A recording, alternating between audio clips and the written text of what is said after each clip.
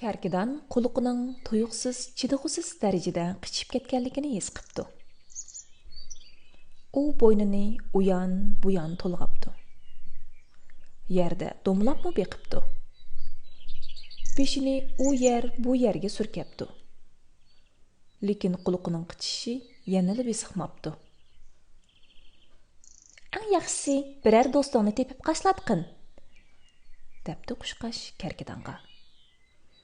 "Bak to'g'ri dedim", debdi Kərkidan. Shuning bilan Kərkidan yurgan peti do'stlardan yordam so'rag'ili mengibdi. "Hey, paqa, sen mening quluqimni qoshlab qo'ya olamsan?" deb so'rabdi Kərkidan. "Jadaq yo'q", deb javob beribdi paqa.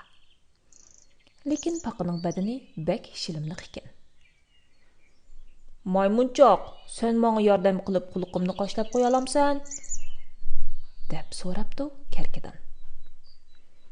"Albatta bo'ladi", deb javob beribdi maymun. Lekin maymun bak kapsiz ekan. "Kaslanchuk, menga yordam qilib quluqimni qoshlab qo'ya olamsan?"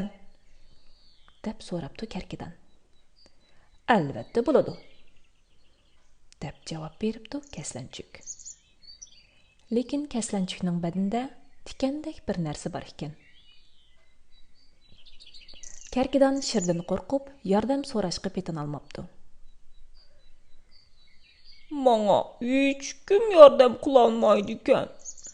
Quluqim bak qichishib ketyapti", debdi Kərkidan ko'ngli yerim bo'lib.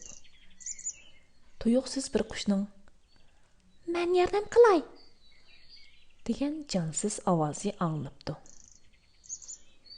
"Hey qush, sen menga qandoq yordam qila olarsan?" debdi Kərkidan. "Mening quluqim bakli qichishib ketyapti. Ammo sening jug'ing bakli kichik tursa."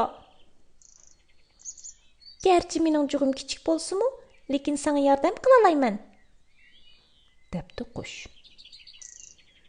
Shunda qilib qush uchib berib, avval Kərkidanning quyrug'iga qo'nibdi. Ondan bir sakrabla Kərkidanning beshiga qo'nib oldi. Ondan Kərkidanning quluqini yenik cho'qishga boshlabdi. Kərkidanning quluqi qichishdan rostla to'xtabdi.